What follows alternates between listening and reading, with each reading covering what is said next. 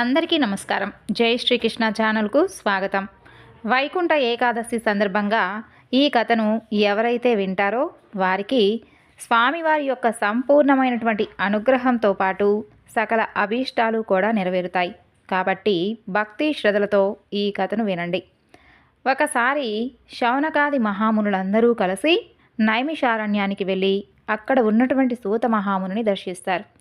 అప్పుడు వారు ఆయనతో ఈ విధంగా అడుగుతారు, ఓ స్వామి, సకల ఐశ్వర్యాలు, పుత్ర పౌత్రాభివృద్ధి, మోక్షాన్ని కలిగించేటటువంటి వ్రతం ఏదైనా ఉంటే తెలుపండి అని అడుగుతారు. అందుకు సూతుల వారు, ఓ శౌనకాది మహామునులారా, పూర్వం ఒకప్పుడు ఇదే ప్రశ్నను నారదుల వారు విష్ణుమూర్తిని అడిగారు. ఆ యొక్క విశేషాలను ఇప్పుడు నేను మీకు చెబుతున్నాను, శ్రద్ధగా ఆలకించండి అని చెప్పి ఈ విధంగా ప్రారంభించాడు. పూర్వం యోగీశ్వరుడైనటువంటి నారద మహాముని లోక క్షేమాన్ని గురించి సకల లోకాలన్నీ కూడా తిరిగాడు. అప్పుడు అన్ని చోట్ల కూడా అందరూ ఆనందంగానే ఉంటారు, కానీ ఈ యొక్క భూప్రపంచమైనటువంటి మనుష్య లోకంలో మాత్రం అందరూ కూడా ఏదో ఒక రకమైనటువంటి బాధలు పడడం గమనిస్తాడు. ఆ దుఃఖం మనసుకు సంబంధించింది అవ్వచ్చు, లేదంటే శరీరానికి సంబంధించి కావచ్చు, ధన ధాన్యాల కోసం కావచ్చు. ఇక కారణం ఏదైనా కానీ దుఃఖ శాతం మాత్రం చాలా ఎక్కువగా కనిపించింది. అదంతా చూసినటువంటి నారదముని చాలా విచారించి తక్షణ కర్తవ్యం కోసం సరాసరిగా విష్ణుమూర్తి వద్దకు వెళతాడు. అక్కడ నిర్మలమైనటువంటి శరీర కాంతితో 4 చేతులతో శంఖ చక్ర గదా పద్మములు కలిగి ఉన్నటువంటి సర్వాలంకృతుడైనటువంటి విష్ణుమూర్తిని దర్శించి భక్తితో స్వామిని పూజించి, ఓ పరమేశ్వర, నీవు అపరిమితమైనటువంటి శక్తి కలవాడువు, సర్వలోకాలకు మేలు చేయగలవాడువు, భక్తుల యొక్క కోరికలను కూడా తీర్చగలవాడువు, ఓ స్వామి, మీకివే మా నమస్కారములు అని అనగా అదంతా వింటున్నటువంటి శ్రీ మహావిష్ణువు, భక్త, ఏమిటి నీ కోరిక అని అంటాడు. దానికి నారద మహాముని, ఓ భగవంతుడా, ఈ మానవ లోకంలో ప్రతి ఒక్కరూ కూడా ఏదో విధంగా బాధపడుతూనే ఉన్నారు. ఒక్కరు కూడా సంతోషంగా నాకైతే కనిపించలేదు. వారికి ఉన్నటువంటి కష్టాలు తీరేటటువంటి మార్గమే లేదా? అసలు నీవు తలుచుకుంటే వారికి ఏదో ఒక తరుణోపాయం చూపించలేవా? నా మీద నీకు ఏమాత్రం దయ ఉన్నా వారి మీదకు నీ యొక్క కృపారసాన్ని విస్తరించు అని అంటాడు. నారదముని యొక్క దయాగుణానికి సంతోషించి ఆ దేవదేవుడు, ఓ నారద, ఈ యొక్క లోక శ్రేయస్సుకు నీవు మంచి చేయదలుచుకుంటే మరి నేనెందుకు సహాయపడను చెప్పు. మానవులు తలుచుకోవాలే కానీ వారి కష్టం చిటికలో తొలగిపోయేటటువంటి ఒక వ్రతం ఉంది. ఎంతో పుణ్యాన్ని కలిగించేటటువంటి, అలాగే కష్టాలన్నీ కూడా నివారించేటటువంటి వ్రతం. దాని పేరే సత్యనారాయణ వ్రతం. దానిని యథావిధిగా కనుక ఆచరిస్తే ఇహలోకంలో సర్వసుఖాలు, పరలోకములో మోక్షము ఈ రెండూ కలుగుతాయి అని చెబుతాడు. ఓ స్వామి, ఆ యొక్క వ్రతఫలం ఎలాంటిది? దాని యొక్క విధానం ఏమిటి? ఇంతకుముందు ఈ వ్రతాన్ని ఎవరు చేశారు? ఎప్పుడు చేయాలి? ఇవన్నీ కూడా నాకు వివరంగా చెప్పండి అని అంటాడు నారదుడు. అప్పుడు శ్రీహరి దీనిని ఆషాఢంలో కానీ, కార్తీక మాసంలో కానీ, మాఘమాసంలో కానీ, వైశాఖ మాసంలో కానీ, ఏకాదశి రోజు కానీ, పూర్ణిమ నాడు కానీ, సూర్య సంక్రమణ రోజును కానీ చేస్తే ఎంతో శ్రేష్టం. అలా అని ఆ రోజుల్లోనే చెయ్యాలని ఏమీ లేదు. ఏ రోజైనా, ఏ నెలలో అయినా సరే, ఏ సంవత్సరంలోనైనా సరే ఈ వ్రతాన్ని చేసుకోవచ్చు. నెలకు ఒకసారి చేయవచ్చు, సంవత్సరానికి ఒకసారి చేయవచ్చు. రాజులైతే యుద్ధాన్ని ప్రారంభించే ముందు, వర్తకులైతే వ్యాపారం మొదలుపెట్టే ముందు, ఏదైనా కానీ పని ప్రారంభించే ముందు కానీ, ఆపద కలిగినప్పుడు కానీ, డబ్బులు సమస్య ఎదురైనప్పుడు కానీ ఎప్పుడైనా చేయవచ్చు. ఉదయాన్నే లేచి కాలకృత్యాలు తీర్చుకొని ఈ విధంగా సంకల్పం చెప్పుకోవాలి. దేవతలందరికీ కూడా ప్రభువైనటువంటి ఓ భగవంతుడా, మీ యొక్క ప్రీతి కొరకు నేను సత్యనారాయణ వ్రతం చేయబోతున్నాను. ఓ లక్ష్మీపతి, నాపై నీవు ప్రసన్నుడవు కమ్ము. నీ యొక్క ప్రీత్యార్థం సత్యనారాయణ వ్రతం చేయగలను అని భక్తి శ్రద్ధలతో సాయంకాలం వరకు ఉపవసించి మరలా స్నానం చేసి ఈ వ్రతాన్ని మొదలుపెట్టాలి. ఇక ఒకవేళ రాత్రి కనుక ఈ వ్రతం చేయడానికి కుదరని వారు ఉదయం చేసుకోవచ్చు. పూజా గృహాన్ని శుద్ధి చేసి పిండితో ముగ్గులు వేసి అక్కడ ఒక పీటపై అంచు కలిగినటువంటి ఒక కొత్త తెల్ల తువ్వాలును పరవాలి. దాని మీద బియ్యం పోసి ఒక కలశ పాత్ర, వెండి కానీ రాగి కానీ ఇత్తడి కానీ ఏదైనా కానీ ఒక కలశ పాత్రను పెట్టి దాని మీద కొబ్బరికాయను ఉంచి దాని మీద రవికెల గుడ్డను ఉంచాలి. ఆ పీటపై బియ్యం, మధ్యలో సత్యనారాయణ స్వామి వారి యొక్క ప్రతిమను చేయించి పెట్టాలి. అది కుదరని వారు కనీసం ఫోటోను పెట్టుకొని పూజ చేసుకోవచ్చు. ఆ తరువాత సత్యనారాయణ స్వామి వారికి పంచామృత స్నానం చేయించి ఆ యొక్క మండపముపై స్వామిని ఉంచాలి. వినాయకుడు, లక్ష్మీదేవి, విష్ణువు, పార్వతీ పరమేశ్వరుడు, సూర్యాది నవగ్రహాలు, ఇంద్రుడు మొదలైనటువంటి అష్టదిక్పాలకులు ఈ స్వామికి అంగదేవతలు. వారిని ముందుగా పూజించాలి. ముందు వరుణదేవుణ్ణి అంటే కలశాన్ని ప్రత్యేకంగా పూజించాలి. ఆ తరువాత గణేశుడు మొదలైనటువంటి పంచలోక పాలకులను 5గురును ప్రతిష్ఠించి నిర్మలమైనటువంటి మనసుతో పూజించాలి. దీనికి జాతి, మత, కుల విభేదాలు అంటూ ఏవీ లేవు. ఏ వర్ణం వారైనా చేసుకోవచ్చు, స్త్రీలు కూడా చేయవచ్చు. నరదా, ఈ యొక్క వ్రతం అన్ని రకాల సంపదలను ఇస్తుంది, దుఃఖాలను తొలగిస్తుంది, ధనం వృద్ధి చేస్తుంది, పుత్ర పౌత్రాభివృద్ధిని కలిగిస్తుంది, వేయేల సకల సౌభాగ్యాలు కలుగుతాయి అని చెబుతాడు. అలాగే ఒక మంచి రోజు చూసి బంధుమిత్రులను పిలిచి పంచభక్ష పరమాణాలు చేసి పూలు, ఫలము, భక్తి శ్రద్ధలతో పూజను జరిపి బ్రాహ్మణులకు దక్షిణ తాంబూలాలను ఇచ్చి బంధుమిత్రులకు విందు భోజనాలు పెట్టి ప్రసాదం తాను తిని ఇతరులకు పెట్టాలి. ఇలా చేస్తే వారు కోరినటువంటి కోరికలు తప్పకుండా తీరి సంతోషంగా ఉంటారు. ఈ యొక్క వ్రతం విశేషంగా కలియుగంలో విశేషమైనటువంటి ఫలితాన్ని ఇస్తుంది అని విష్ణుమూర్తి నారదునికి చెప్పినట్లుగా సూత మహాముని శౌనకాది మునులందరికీ కూడా వివరిస్తాడు. అలాగే ఓ ఋషులారా, పూర్వం ఈ వ్రతాన్ని ఎవరు ఆచరించారో కూడా చెబుతాను, శ్రద్ధగా వినండి. ఒకనాడు కాశీ పట్టణంలో ఒక బీద బ్రాహ్మణుడు ఉండేవాడు. అతనికి తినడానికి సరైనటువంటి తిండి లేక చాలా బాధపడుతూ ఉండేవాడు. అతని బాధను చూసినటువంటి శ్రీమన్నారాయణుడు జాలిపడి ఒక ముసలి బ్రాహ్మణుడి రూపంలో ప్రత్యక్షమై అతని కష్టం లేమిటో చెప్పమని చెప్పి అడుగుతాడు. అప్పుడు ఆ బ్రాహ్మణుడు తన యొక్క పేదరికం తొలగేటటువంటి మార్గం చెప్పమని కోరుకుంటాడు. దానికి ఆ మహావిష్ణువు సత్యనారాయణుడు అనేటటువంటి పేరు కలిగినటువంటి విష్ణువును కనుక నీవు పూజిస్తే సకల కోరికలు తీరుస్తాడు, సమస్త దుఃఖాలు తొలగిస్తాడు. నీవు కనుక ఆ వ్రతాన్ని చేస్తే ఆయన తీర్చనటువంటి కోరికంటూ ఏదీ ఉండదు. ఆ వ్రతం వివరాలు చెప్పి అక్కడికక్కడే అంతర్ధానమయ్యాడు. ఇక ఆ రాత్రి ఆ బ్రాహ్మణుడు నిద్రపోక వ్రతం ఏ విధంగా చెయ్యాలా అనేటటువంటి సంకల్పంతో మేల్కొని ఉండి మర్నాడు ఉదయాన్నే భిక్షాటనకు బయలుదేరి వెళ్ళాడు. అయితే ఆశ్చర్యంగా అతనుకు ప్రతిరోజు కన్నా కూడా ఆ రోజున చాలా ఎక్కువగా ధనం సమకూరింది. దానితో బంధుమిత్రులందరినీ కూడా పిలిచి చక్కగా వ్రతం చేస్తాడు. ఆ దేవదేవుడు చెప్పినట్లుగానే అతని కష్టాలు అన్నీ కూడా తొలగిపోయి సర్వ సంపదలకు అధికారి అయ్యాడు. అప్పటి నుండి అతను ప్రతి నెలా కూడా ఈ సత్యనారాయణ స్వామి వారి యొక్క వ్రతాన్ని చేసి అన్ని పాపాల నుండి విముక్తిని పొంది అతి దుర్లభమైనటువంటి మోక్షాన్ని పొందాడు. కాబట్టి ఈ వ్రతాన్ని ఏ మానవుడైతే చేస్తాడో అతనికి సర్వ దుఃఖాలు తొలగిపోతాయి అని చెప్పగా శౌనకాది మునులందరూ కూడా ఈ విధంగా ప్రశ్నిస్తారు. మహర్షి, ఈ బ్రాహ్మణుడి వలన విని మరింకెవరైనా సరే ఈ వ్రతాన్ని ఆచరించారా తెలపమని శౌనకాది మునులు సూత మహర్షిని కోరుతారు. అప్పుడు సూత మహర్షి ఇలా చెబుతారు.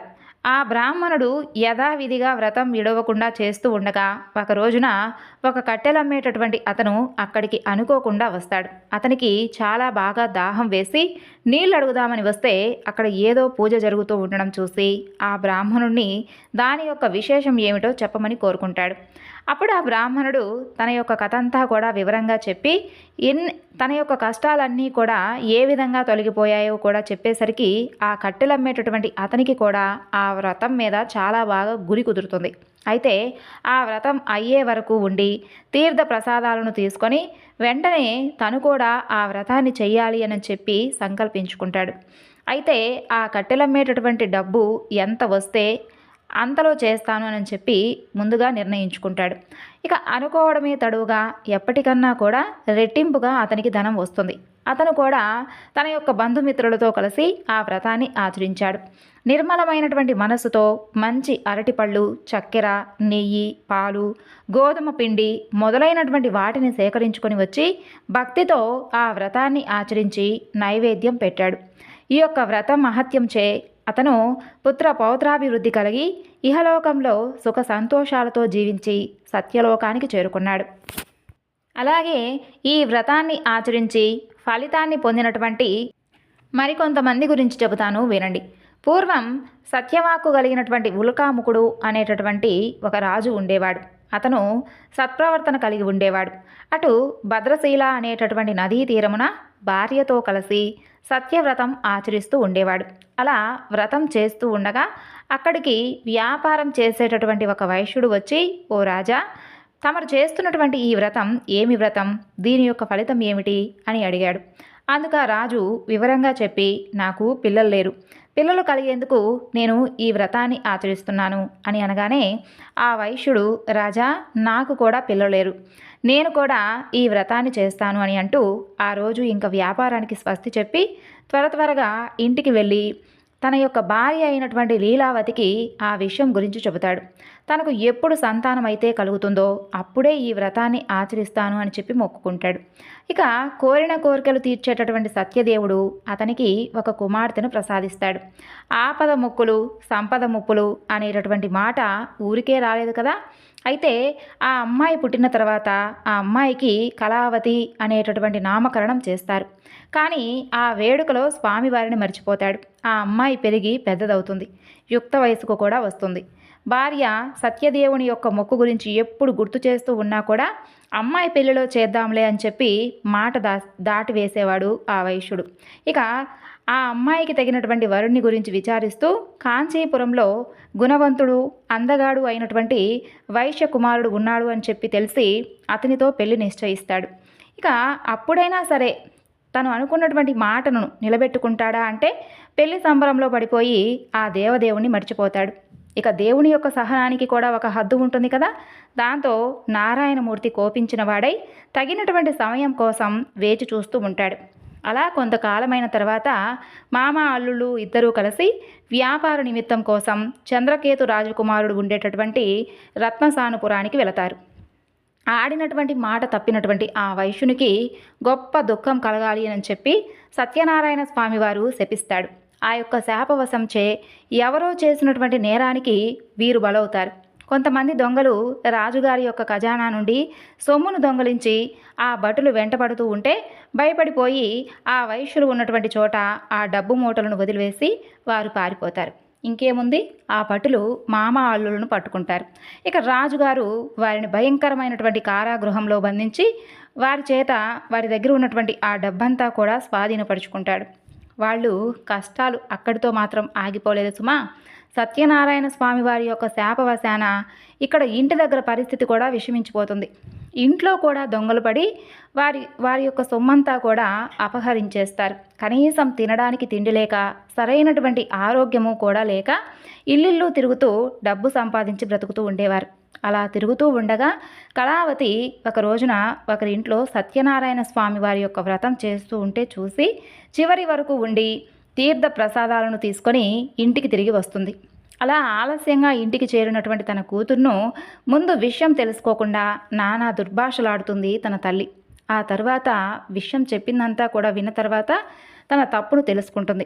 అంతేకాకుండా వారు మర్చిపోయినటువంటి ఆ సత్యదేవుని యొక్క వ్రతం ఇప్పటికైనా సరే చెయ్యాలి అని చెప్పి దృఢమైనటువంటి నిశ్చయానికి వచ్చి భర్త అల్లుడి యొక్క రాక కోసం కూడా ఆగకుండా వెంటనే బంధుమిత్రులతో కూడి ఆ వ్రతాన్ని నిష్ఠగా చేసి భక్తిగా ఆ దేవుణ్ణి వేడుకుంటుంది. అలాగే తన భర్తను అల్లుణ్ణు క్షేమంగా ఇంటికి చేర్చమని వేడుకుంటుంది. పశ్చాత్తాపానికి మించినటువంటి శిక్ష లేదని లీలావతి యొక్క పశ్చాత్తాపానికి భక్తి శ్రద్ధలకు కలిగినటువంటి ఆ సత్యదేవుడు వెంటనే తగినటువంటి చర్య తీసుకుంటాడు. ఇక సత్యదేవుడు చంద్రకేతు మహారాజు గారి యొక్క కలలో కనిపించి ఈ యొక్క వైశ్యులు అమాయకులని చెప్పి వారిని విడుదల చేసి వారి డబ్బులు వాళ్ళకు ఇచ్చేసేయమని చెప్పి చెబుతాడు. ఒకవేళ కనుక అలా చేయనటువంటి పక్షంలో అతనికి రాజ్య నష్టం, పుత్రశోకం, ధన నష్టం కలుగుతాయి అని కూడా చెబుతాడు. ఇక సత్యదేవుడు కోరినటువంటి రీతిగానే ఆ రాజుగారు మర్నాడు నిండు కొలువులో తన యొక్క స్వప్న యొక్క వృత్తాంతం గురించి చెప్పి ఆ వైశ్యులను చెర నుండి విడిపిస్తాడు.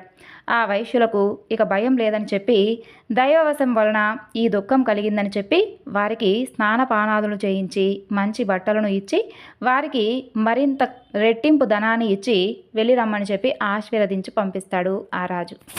ఇక ఆ రాజు వద్ద సెలవు తీసుకొని వైశ్యులు తమ ఊరికి తిరుగు ప్రయాణం అవుతారు. అలా వెళుతూ ఉన్న వారిని పరీక్షించడానికి సత్యనారాయణ స్వాముల వారు త్రిదండి సన్యాసి వేషధారి అయి వచ్చి, మీరు వెళుతున్నటువంటి ఈ ఓడలో ఏమి ఉంది అని అడుగుతాడు. అప్పుడు ఆ వైశ్యులు ఆ సన్యాసిని లెక్క చేయక పొగరుగా, ఓ దండి, ఏముంటే నీకెందుకు, దొంగలించడానికి ఏమైనా వచ్చావా, ఆకులు అలములు తప్ప ఇక ఏమీ లేవు అని అంటూ పరిహాసాలు ఆడతారు. తదాస్తు అని అంతర్ధానమయ్యాడు ఆ దండి. ఇక అతను వెళ్ళిన తర్వాత వైశ్యుడు లేచి ఓడకేసి చూడగా అతను పలికినట్లుగానే ఆకులు అలములు తప్ప ఇక ఏమీ లేకపోవడంతో మూర్ఛపోయినంత పని అయింది. ఇక వెంటనే వారిద్దరూ కూడా దుఃఖించడం ప్రారంభిస్తారు. ఆ అల్లుడు వెంటనే, మామా, ఇది ఆ త్రిదండి శాపమే. ఆయన చూస్తే సర్వశక్తి సంపన్నుడుగా ఉన్నాడు. ఎలాగైనా సరే అతని వద్దకు వెళ్ళి వేడుకుందాం పదండి అని అంటాడు. అలాగే మామ అల్లుడు ఆ త్రిదండిని వెతుకుతూ వెళ్ళి ఆయన్ను చూసి వినయంగా ఆయన ముందు మోకరిల్లి, స్వామి, తెలియక చేసినటువంటి మా యొక్క అపరాధాన్ని మన్నించండి అని చెప్పి పదే పదే వేడుకుంటారు. అప్పుడు ఆ త్రిదండి, బాధపడవద్దు, మీరు మీ మాటలను ఉల్లంఘించారు, నా పూజకు విముఖుడయ్యావు, అందుకే నీకు మాటి మాటికి దుఃఖం కలుగుతూ ఉంది అని అంటాడు. అప్పుడు జ్ఞానోదయమైనటువంటి ఆ వైశ్యుడు వెంటనే దేవదేవుడిలా కీర్తిస్తాడు. ఓ నారాయణమూర్తి, బ్రహ్మాది సమస్త దేవతలే మాయామోహితులై ఒక్కొక్కసారి తమరి యొక్క గొప్పతనం గురించి మర్చిపోతారు. అలాగే తమరి గొప్పతనం గురించి గుర్తించలేరు కూడాను. ఇక మూఢుడైనటువంటి నేను మిమ్మల్ని ఎలా తెలుసుకోవాలి చెప్పండి. కాబట్టి ఆగ్రహించక ప్రసన్నులు కండి. నా శక్తి కొలది తమరిని ప్రార్థిస్తున్నాను. నాకు నా ధనాన్ని తిరిగి ప్రసాదించండి స్వామి అనేటటువంటి ప్రార్థనకు ప్రసన్నుడైనటువంటి ఆ దేవదేవుడు వారి కోరిక నెరవేర్చాడు. మరలా ధనంతో నిండినటువంటి ఓడతో తిరుగు ప్రయాణం కట్టాడు. తన ఊరు సమీపించగానే వాళ్ళు వస్తున్నటువంటి వార్త చెప్పమని తన యొక్క ముఖ్య భటుణ్ణి పంపిస్తాడు. అదే సమయంలో అక్కడ కళావతి, లీలావతి సత్యనారాయణ స్వామి వారి యొక్క పూజను చేస్తూ ఉంటారు. అది చివరలో ఉంటుంది. ఆ సంతోషకరమైనటువంటి వార్త విన్న వెంటనే తల్లి పూజను ముగించి కళావతిని రమ్మని చెప్పి తాను ముందుగా వెళుతుంది. భర్త క్షేమంగా వచ్చాడు అనేటటువంటి సంతోషంతో కళావతి కనీసం తీర్థ ప్రసాదాలు కూడా తీసుకోకుండానే ఒడ్డుకు పరిగెత్తుకుంటూ వచ్చింది. అది చూసి ఆగ్రహించినటువంటి సత్యనారాయణ స్వామి వైశ్యుడు ఓడ దిగగానే అల్లుడు ధనంతో ఉన్నటువంటి ఓడ మునిగిపోయేలా చేస్తాడు. కళావతి భర్త కనిపించకపోవడంతో ఎంతో దుఃఖిస్తుంది. ఆమె యొక్క దురావస్థ చూసినటువంటి తండ్రి, బంధువులు అందరూ కూడా చాలా బాధపడతారు. ఇక లీలావతి భర్తను చూసి, ఓ స్వామి, ఇదంతా కూడా ఆ భగవంతుని యొక్క మాయ. ఆ నారాయణుని యొక్క మాయను తెలుసుకోవడానికి మన ఎవ్వరికీ కూడా శక్తి లేదు అని విలపిస్తూ ఉంటుంది. ఇక కళావతి తన భర్తతో సహగమనం చేయడానికి ఉద్యుక్తురాలవుతుంది. ఆ వైశ్యుడు తన యొక్క శక్తి కొలది సత్యదేవుని యొక్క పూజ చేస్తాను అని చెప్పి ఆ దేవుని తలుచుకొని పదే పదే సాష్టాంగ నమస్కారం చేస్తాడు. అప్పుడు ఆ సత్యదేవుడు వైశ్యుని యొక్క భక్తి విధేయతలను చూసి ప్రసన్నుడై అశరీరవాణిగా ఇలా పలుకుతాడు. సాధువు, నీ కుమార్తె నా ప్రసాదాన్ని తినకుండా భర్తను చూసేందుకు పరిగెత్తుకుంటూ వచ్చింది. అందుకే ఇలాంటి వైపరీత్యం జరిగింది. ఇప్పుడు ఇంటికి వెళ్ళి ప్రసాదం కనుక తినివేస్తే అంతా కూడా సవ్యంగా జరుగుతుంది అని చెబుతాడు. ఇక కళావతి అలాగే చేస్తుంది. ఆమె భర్త నవ్వుతూ ఒడ్డుకు చేరుకుంటాడు. అప్పటికప్పుడే ఆ వైశ్యుడు సత్యదేవుని యొక్క పూజను చేసి ఆ తరువాతే ఇంటికి వెళతాడు. అప్పటి నుండి ప్రతి పూర్ణిమకు, సంక్రాంతికి ఈ వ్రతాన్ని ఆచరించి ఇహపర సుఖాలను పొందుతాడు. ఇప్పుడు ఈ వ్రతాన్ని ఆచరించినటువంటి మరొక రాజుగారి గురించి తెలుసుకుందాం. ప్రజారంజకంగా పాలించేటటువంటి తుంగధ్వజుడు అనేటటువంటి ఒక రాజు ఉండేవాడు.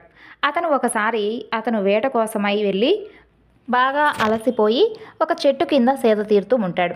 అక్కడ అదే చెట్టు వద్ద గోపబాలురు కొందరు ఎంతో భక్తితో సత్యనారాయణ స్వామి వారి యొక్క పూజను చేసి ఆ తరువాత ఆ రాజుగారికి భక్తి శ్రద్ధలతో ప్రసాదం తీసుకొని వచ్చి ఇస్తారు.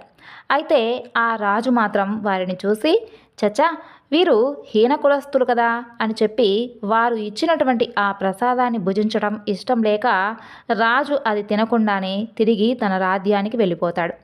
అతని యొక్క ధిక్కారానికి శిక్షగా అతని 9 కొడుకులు మరణిస్తారు. ధనధాన్యాలు అన్నీ కూడా నశించిపోతాయి. ఇక ఆ రాజు తన యొక్క సత్యదేవుని లెక్క చేయకుండా స్వామివారి పూజ చేసినటువంటి ప్రసాదాన్ని కూడా కనీసం తీసుకోకుండా అపహాస్యం చేసినందువలనే ఇలా జరిగిందని చెప్పి తెలుసుకొని వెంటనే ఆ గోపకుల వద్దకు వెళ్ళి వారితో కలిసి మరలా సత్యదేవుని యొక్క పూజను చక్కగా నిర్వహిస్తాడు. అప్పుడు అతని 9 కొడుకులను ధనధాన్యాలను తిరిగి మరలా పొందుతాడు. ఓ మునులారా, చూసారా, ఎవరైతే మిక్కిలి దుర్లభమైనటువంటి ఈ యొక్క సత్యనారాయణ స్వామి వారి యొక్క పూజను చేస్తారో వారు సత్యదేవుని యొక్క కృపచే ధనధాన్యాలు పొందుతారు. 4 వర్ణాలతో ఏ వర్ణం వారైనా సరే ఈ వ్రతాన్ని ఆచరించవచ్చు, ఎప్పుడైనా చేయవచ్చు. పుత్రులను పొందుతారు, బంధు విముక్తి పొందుతారు, పీతుడు భయాన్ని కోల్పోతాడు, చివరికి సత్యపురానికి చేరుకుంటాడు. శౌనకాది మునులారా, ఏ వ్రతంచే మానవుడు దుఃఖము నుండి ముక్తి పొందుతాడో అట్టి సత్యనారాయణ స్వామి వారి యొక్క వ్రతమును ఇప్పుడు మీకు చెప్పాను. ఇది కలియుగంలో విశేషమైనటువంటి ఫలప్రదం కలది.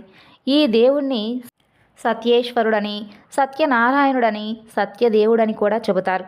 సత్యదేవుడు ఆయా రూపాలను ధరించి భక్తులు కోరినటువంటి కోరికలను తీర్చి సత్యరూపుడు కాగలడు. కాబట్టి ఓ మునిశ్రేష్ఠులారా, ఈ వ్రతాన్ని నిత్యము కూడా ఎవరైతే చేస్తారో, ఎవరైతే సత్యనారాయణ స్వామి వారి యొక్క కథలను వింటారో వారి పాపాలన్నీ కూడా సత్యదేవుని యొక్క కృపచే నశించిపోతాయని చెప్పి శౌనకాది మహామునులందరికీ కూడా సూత మహర్షుల వారు ఈ విధంగా వివరించారు. ఈ వివరణ మీ అందరికీ కూడా నచ్చితే తప్పకుండా ఈ వీడియోని లైక్ చేసి మరికొంతమందికి షేర్ చేయండి.